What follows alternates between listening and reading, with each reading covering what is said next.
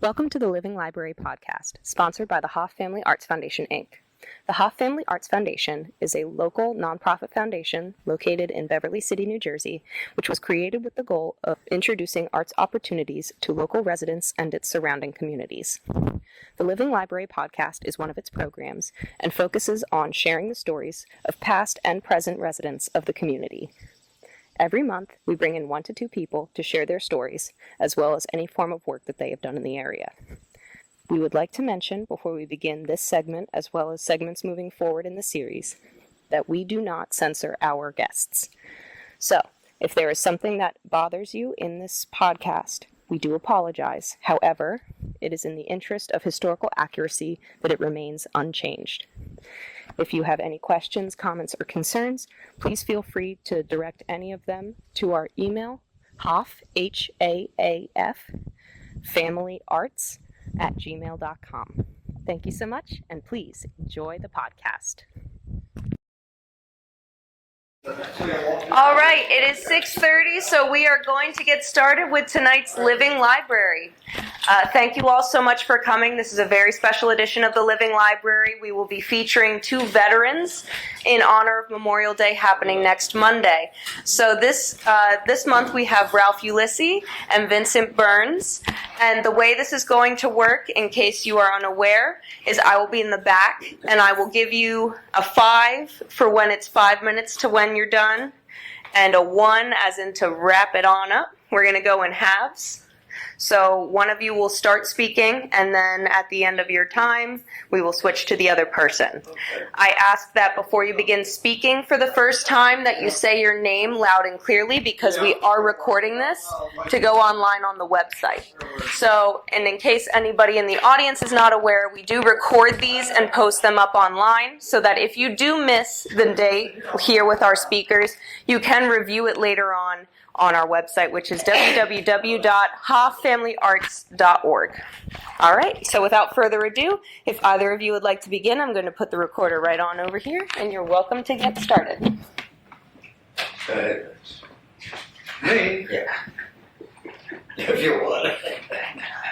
You don't have to get up. You don't. What's that? No, she's talk from there. Talk from here? Yeah, I don't think you are. All right. I'm not getting up. I'm Vincent Byrnes. I'm an old man. I went into the World War II almost at the end of it. I wound up leaving the Army 26 years later. Not intentionally, but that's the way the world turned out. My father was in World War I. Growing up, he put me in the Sons of the American Legion. So I've been affiliated with the Armed Forces on and off since then. Got in kindergarten at the age of 5. I had to walk a quarter of a mile to church, to school, and back home for lunch, and a repeat in the evening, during the afternoon. Then I had to report the same hours when I entered high school, and then it was only half a mile to school. Back and forth. So I made 2 round trips a day. So I didn't have to get PT. That means physical training, right? I didn't have to take PT because we didn't get PT in school. Kids just wound up in the schools, teams, they had to take PT to get in shape. But those of us that had to do all that walking to get educated, we didn't have to. Right? What was like in those days? Well, my biggest memories are, we went to school in the morning, in the afternoon we went off to the local school, went to play ball. However many of us showed up determined what kind of ball and how big the teams were or how small they were. we would play baseball with only 8 or 9 people, but we managed to get 3 people on the field, a pitcher and a catcher, and a couple of outfielders. That's about it. But we got through school. When I was, I guess, the 7th or 8th grade, the SOB in Berlin started World War II in 48. So here I was getting out of 4th grade, getting out of 1st grade, going to the 2 grades later, and there's a war out of the war. So I grew up during the war. I never got to fight in it, but I got in on the tail of it. But I lived with so many people who were soldiers, ex-soldiers, people that worked for the Army and the Navy. They helped. There is a way in the Navy, though, but the Army won the war for us. They helped, right? Yes. Yeah. Oh, you had a great day, too. I'll mention that before I get finished.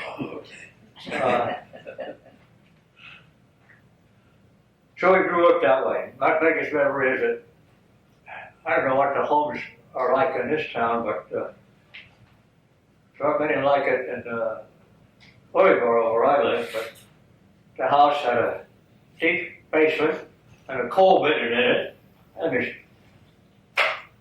what do you call it? Coal chute. Whatever you do to, when a truck comes in, it empties the coal. Chute. Yeah, Chute. yeah.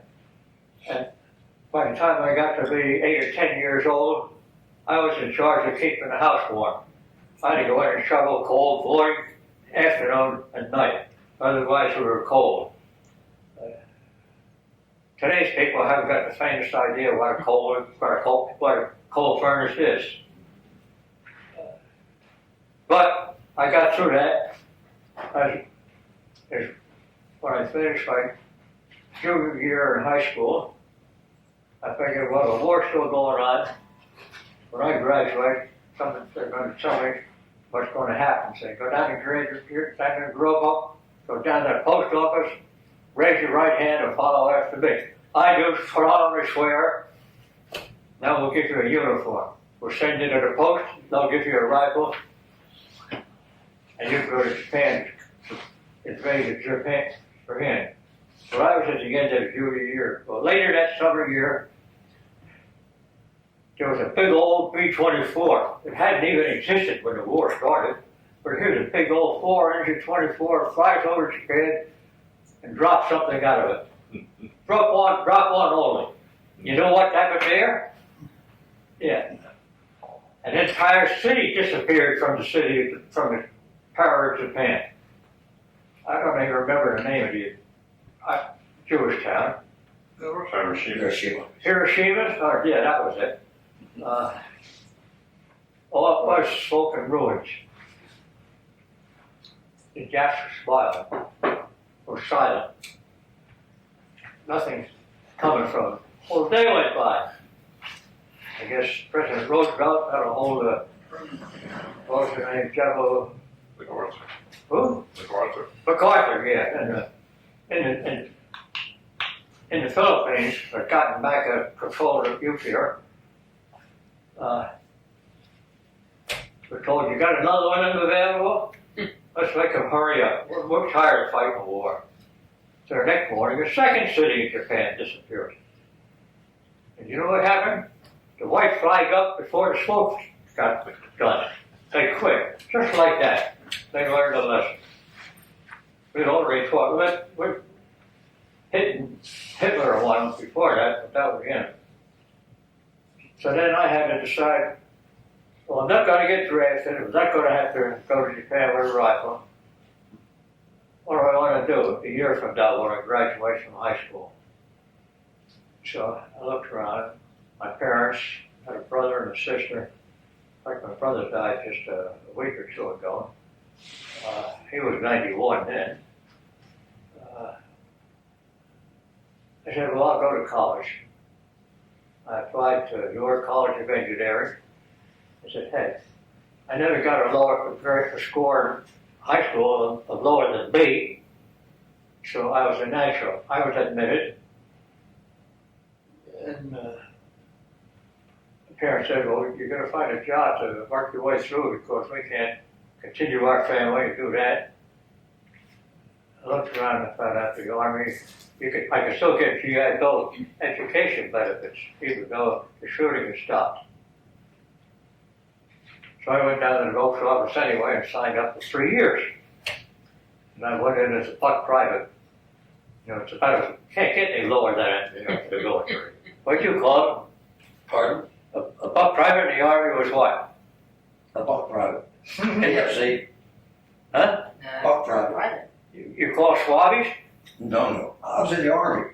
Oh, you were in the Army? Yes. Oh, I thought you were in the Navy. I knew you did. No, I was in the Army. Well, I've got to thank you, young man. So I went in the Army. Yeah. Got my basic training. Finished with basic. And got called in the order room one day and says, here's your ticket. Wait a minute. You're going to Washington State. That's on the other side of the continent. Yeah. We're sending you to Alaska. So I get on a train. 3 days later, after riding in passenger cars and eating in dining cars for 3 days while on wheels, I finally got to Washington. I was there for a couple of weeks. I said, no, I'm not going to stay here now. I said, no, you're going to Washington. Did a troop trip down to port. Took it on a troop trip. So I spent another 3 days on a Navy troop trip. Finally landed in Alaska. I didn't know what I was going to do when I got up there. It was kind of cold in Alaska. Kind of. Right? And I really didn't know what to do with me. So this guy says, come here, you. I said, yes, Sergeant. Yes, Sergeant. Yeah, you know. We got a job for you. Yeah? You know how to use a screwdriver and a driver, a screwdriver and a hot wringer? Yeah, we're going to put you in an engineer company. They're going to teach you how to fix furnaces, heaters, all kinds of heating systems, because we need to have people to fix the fires and keep us warm in the wintertime. Everybody else on the Army Post, and there's an Air Corps, Air Corps, they were still flying, I think, or had outgrown P-48s and P-50s, where the most up-to-date thing was the P-20, P-41, I think, or P-51 or whatever. I don't even remember that part of that. So I spent the beginning of 2 years learning how to fix furnaces, repair them, do all this kind of stuff to keep the troops warm all winter long. After doing that for a year, could you all hear me enough in the back? Yes. Yes. There were civilians at the shop. I got called in there and says, well, you've been working now from 8 to 5. We're changing your shift. It's getting too expensive to pay civilians to do the work. So you're on the night shift. You're now on from 5 to 8. So I spent the second year working in the dark most of the time. Because supper time, I guess daytime and winter time ended around 3 or 3:30 in the afternoon. Of course, you didn't use daytime until about 10 o'clock morning, so after people spend half their life in the dark. But that's poor. No, that's life. You gotta handle things the way they are. I finished my tour in Alaska. I didn't feel so smart anymore, so I got into a different school. I got into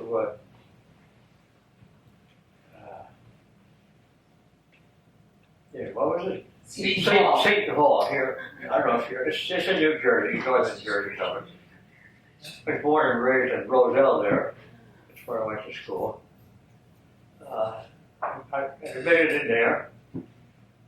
I couldn't afford to send me to college.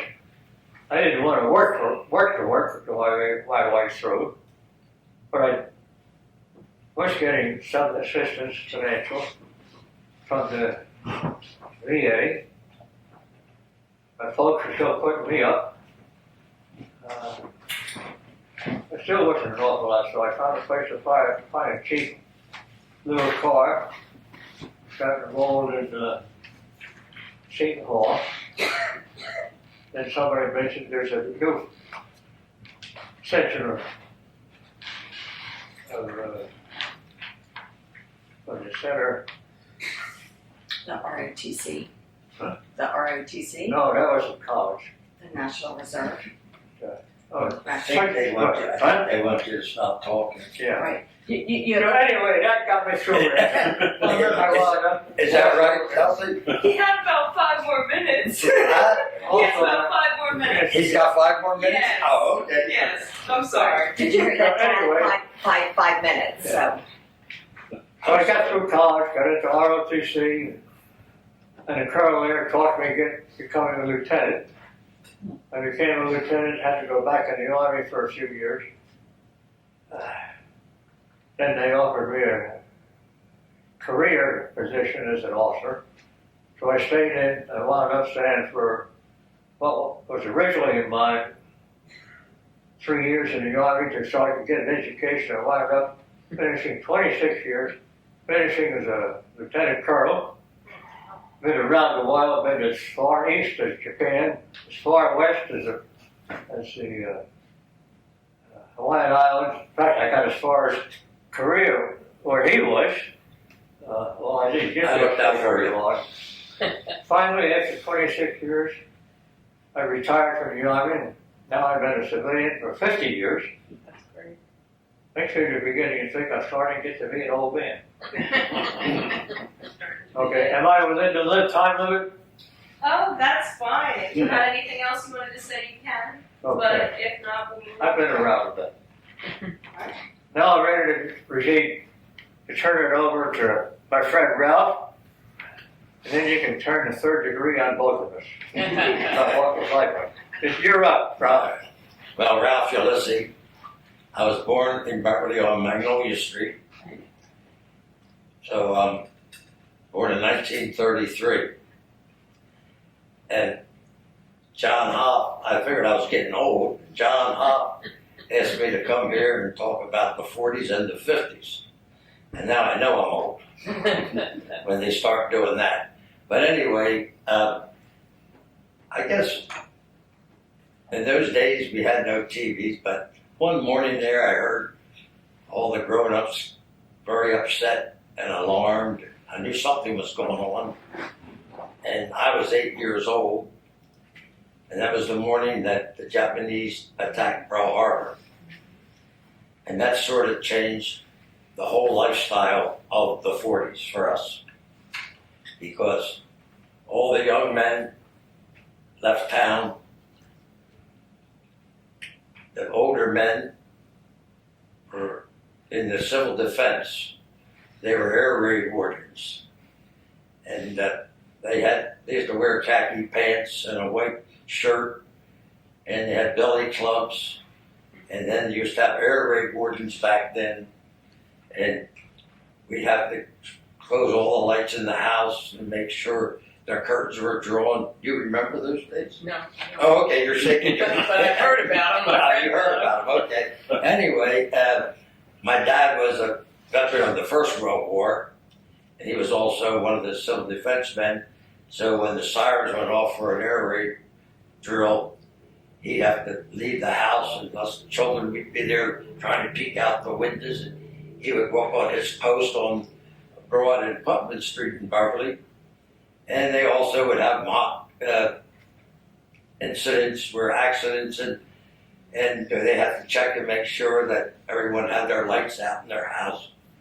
But anyway, it was a different era, and it changed the whole life of our 40s.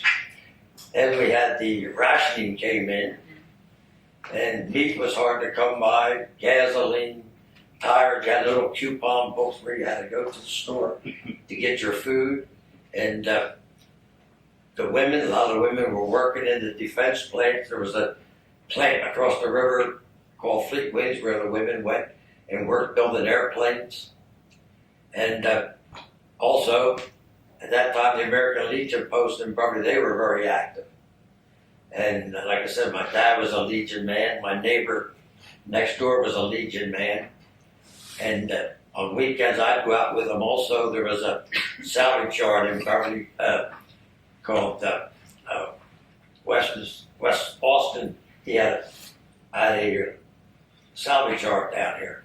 And the Legion would go out with a big truck. We'd go through town, picking up scrap metal, aluminum, whatever we could find for the war effort.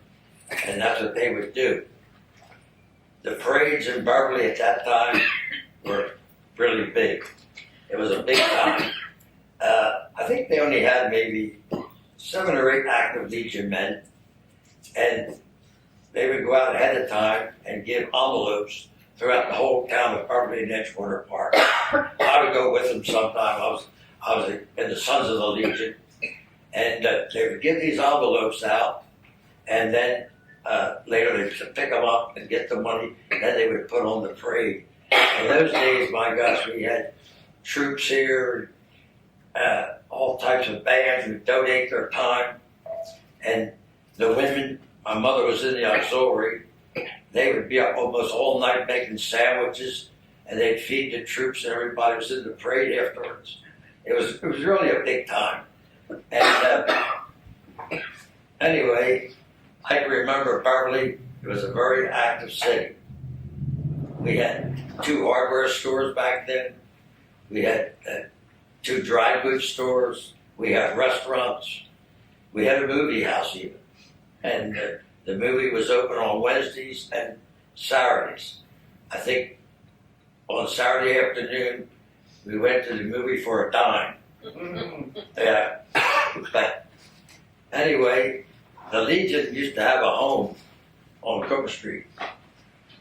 It was our own Legion home. And somehow or another, financially, they lost it. So then we used to meet here at the library, which they were nice enough to let us. When I came here, that's where they were meeting. And the parade would form out front here on Memorial Day. And my dad, he'd come here and he'd carry the American flag. I would march alongside him as a little boy. But at school, when we went to school, we used to have a book. And for 10 cents, you would buy a defense stamp. And they'd paste it in the book. And when you got your book filled up, you got an $1875 bond. That's how patriotic everybody was. I mean, it was quite a time. And probably was something in them days, I'll think. Memorial Day was a big time. If anybody has anything they want me to talk about or any questions. How did you get in the Army? Pardon? How did you get in the Army? How did I get in the Army? All right, well, now we're getting into the 50s. Yeah. That's all right. I went to Burlington High School and graduated there naturally. And then I was working for Mr. Rockwell as a carpenter. I think when I was 19, I got a letter in the mail where your friends and neighbors want you to come in the Army. So you had to go over Mount Holly and sign up. And anyway, I went in, I passed my physical, and I went into Camp Kilmer. That's where they processed us. And I was waiting there to be transferred to where I was going. This is when the Korean War was going on. And I was there for quite a while, and they'd call out orders where different men were going. I was there to almost the end. One day they called out my name, and I was going to Camp Breckenridge, Kentucky, with the 101st Airborne Division. And I thought, gee whiz, I didn't know I did this. But anyway, that's where I took my basic training with the 101st Airborne. And we knew then where we were going. You weren't going anywhere but Korea. So I spent 2 years in Korea. I was on Kojido Island. You had Gangoo Valley, up on the 38th. I was all over that peninsula. But it was a good experience. And then when I came home, things were a little better than after the war. Things were getting back where you had appliances again. You could get a refrigerator or a washer or dryer. But Beverly, I'm telling you, after the war, the Second World War, the parades in Beverly were something to see. People would come from all over. The streets would be full. I remember one parade, they even had Army tanks in the parade. And had artillery pieces, Marines, sailors, they had everybody. It was quite a time in Beverly. Everybody decorated their houses and their bikes. I mean, it was quite a time, yes. Like I said, Beverly was an exciting town. If you have any questions, anything you want me to talk about, that might help. Did you have any favorite foods while you were serving? Pardon? Did you have any favorite foods while you were serving? You know, everybody talks about the food. I didn't find the food to be that bad. It was bad when you had to eat sea rations, you know what they are. And a lot of times you ate a can of cold beans for breakfast, you know. But anyway, I'll tell you, when I went over on a ship called the General Hugh Gaffney. And it was right around Thanksgiving. And this ship was going to Japan that also had dependents on there. And we had Thanksgiving dinner on that ship. And we had a full Thanksgiving dinner. And coming home, we made it to Japan, I think, in 12 days. That ship moved. Coming home, when I was coming back, I was on a ship called the Marine Phoenix. That was a troop ship. It took us 28 days to get home. I mean, I think I was out to sea for like 4 or 5 days, and I thought I was halfway home. And they made the report that we were off the coast of Japan yet. So that was an experience. But the food wasn't really all. Some days, but no, they fed you pretty well. Okay. A lot of people complained about the food, but I didn't find it that bad. Yeah. Anything about Beverly you want to know? Like I said, we have plenty of stores. Cooper Street, you had a jewelry store, Wilder's. You had the bakery, Hart's Bakery Shop. I mean, people would come all over for their food. And Wilder's, usually when a girl got married in Beverly, most people went there to Wilder's and bought a gift. They didn't give money like they do today.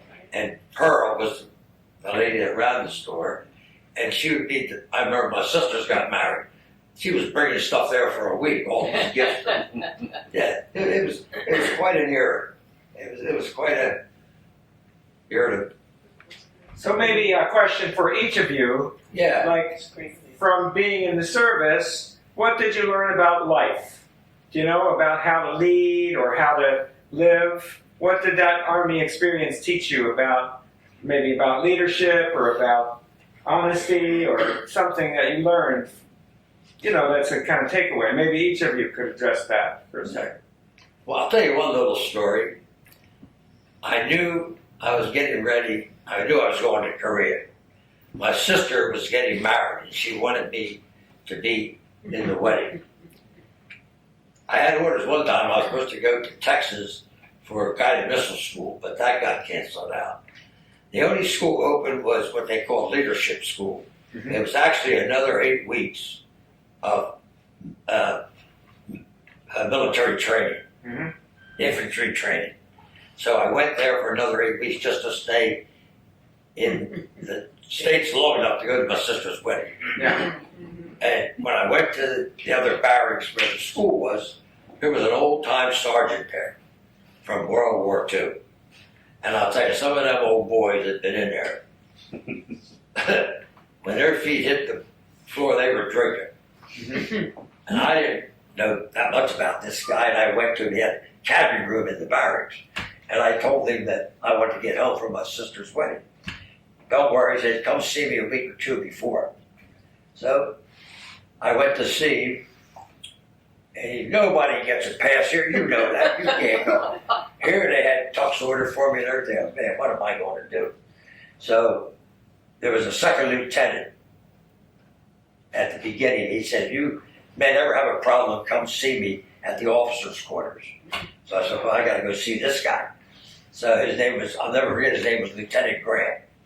I went to see him, and he said, "Okay, Ralph," he said, "Saturday morning, I'll inspect your company first, and you leave. But you make sure you're back here by Monday morning." And that's what I did. But you're getting back, you learned a lot about life, and you respect life a little bit more.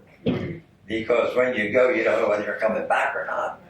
And I'll tell you the truth, it wouldn't hurt, I think, this day and age, if when a boy gets to be 18, he should go in for a year or two. It's good training. You never lose it. You know what I mean? You learn that you have to respect people, and it's life. I'll let you tell them what you think about what you learned. I was in the Legion with this guy too. No, you won't embarrass me. No, I said I was in the Legion with you. Yeah, I know. We're both legionnaires. Yeah. We both had fathers who were war veterans from the First War. Yep, that's right. And been exposed to it Yeah. for years while we were growing up. That's You right. were in the SAL too, I think. Yes, I was a charter member when they started. Yes. Yeah. My next door neighbor, he was a Legion man, and quite an experience. Whatever you do the best you can. Respect everybody, or else don't respect you.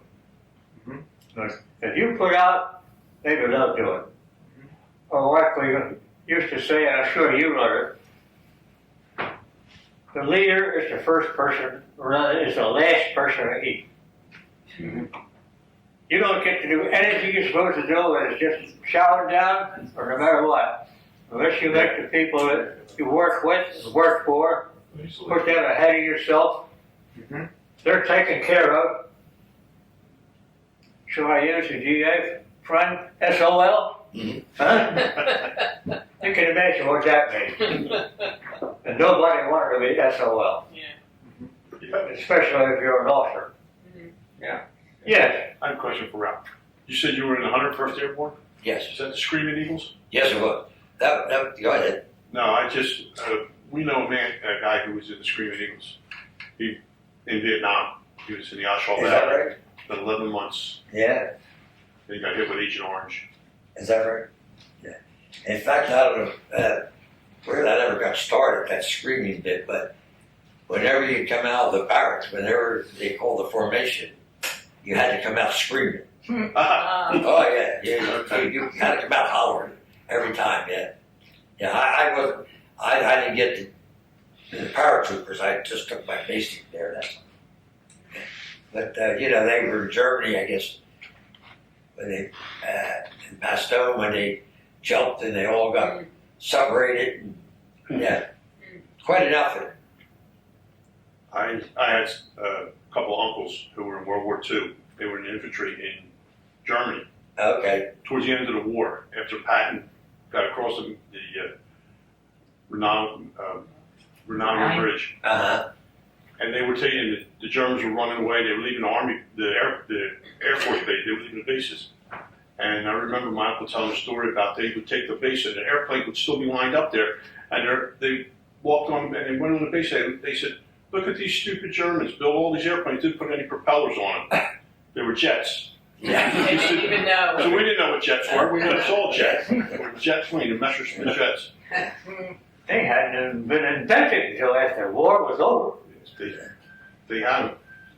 Germans They invaded just didn't during the use war. German had 'em. Yeah. Wow. Yeah. How long were you in the? How long? Yeah. 2 years. 2 years. Most of it in Korea. But yeah, Yeah. I had an uncle who spent a year and a half in Korea. Yeah. He was a company clerk. Yeah. Yeah.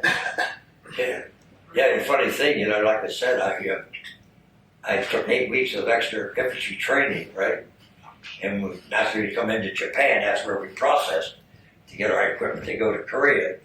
And They needed someone that could type. And I could type. I thought, boy. I can type. They looked at my records. As soon as they saw that I went to HCO school, they can't touch you, brother. I had to go to Korea. Yeah. In fact, the outfit I was with was the 24th Infantry Division. And they were housed in Japan. And they were living a life of ease when this thing broke out in Korea. And they thought it was just a little police action. And these guys were out of shape. They were, they were living it up pretty good in Japan. And they didn't have much equipment. They sent them into Korea with low quarter shoes, and they got the heck kicked out of them. They lost their colors and everything. When I went with them, they were regrouping to go back. Yeah. Yeah. I had another uncle. He was from Burlington. He was in World War II. And when Truman came in, and they were ready to drop the atom bomb on Hiroshima, supposedly they felt the reason why he used the bomb was the Joint Chiefs told Truman they would lose 500,000 men in an invasion of Japan. Yeah. So that's why he opted for the stop the war. Yeah.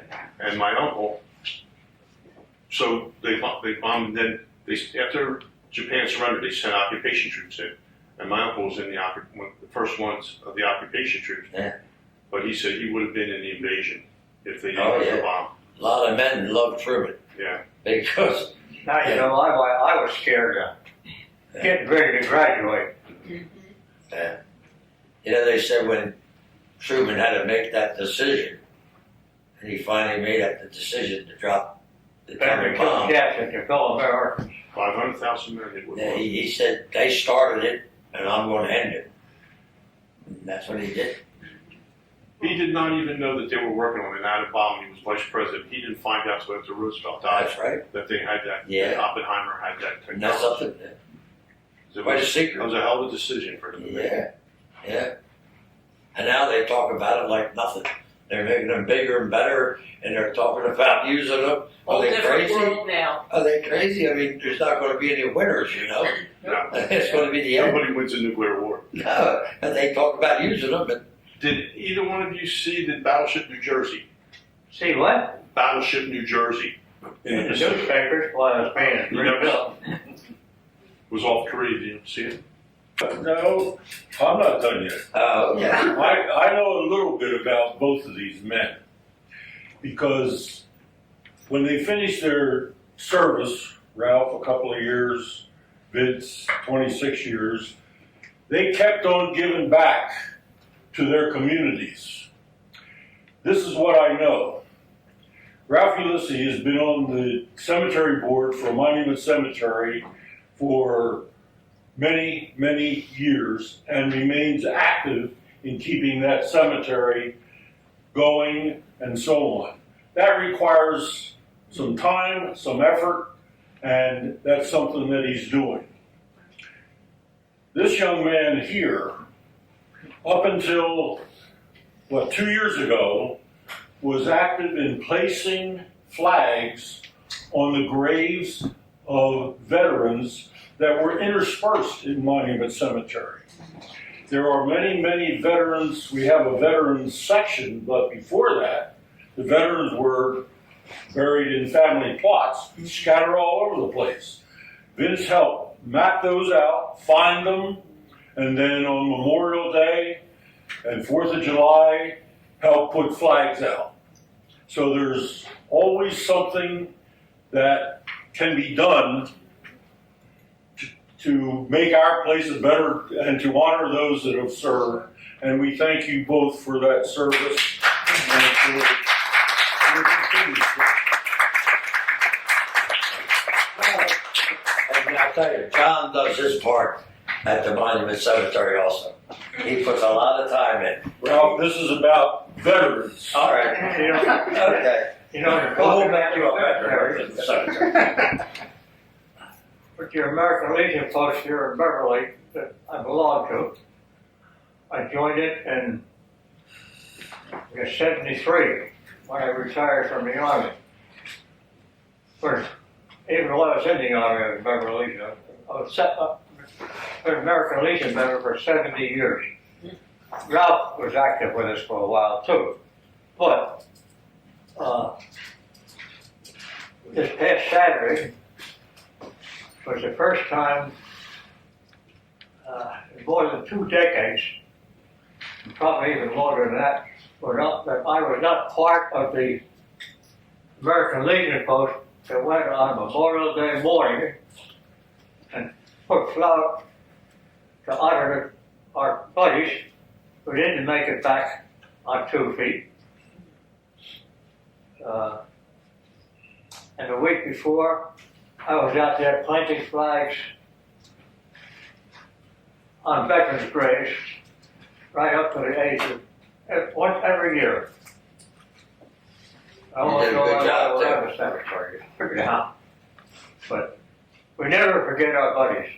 And we thank God that we didn't come back the same way they did. You did a good job when you put the flags out there. You really did. Bravo. Well, Pardon? we'd like to thank you one more time for coming and sharing your stories with us. Yeah, okay. And if you join us here again next month, 4th Friday of the month, same time, 6:30, you'll get to hear 2 more stories. Mr. Hoff, who are we hearing from next month? The 4th Friday of June, we will have Helen Comegys, who grew up in the Beverly Edgewater Park area, and Judy Hall, who was a former mayor, and she's related to Ralph too. Louise Comegys. You said Helen Comegys? What did I say? Louise Comegys. What did I say? Oh, yeah. said Helen. Oh, yeah. That's Woody's wife, right? Yeah. Okay, Louise. Yeah. Well, they're going to be here Okay, with some other stories about good. Beverly and Edgewater Park. Yeah. So thank you so much once again for coming back. Nice to be here with such nice people. Thank you. Yeah. Okay.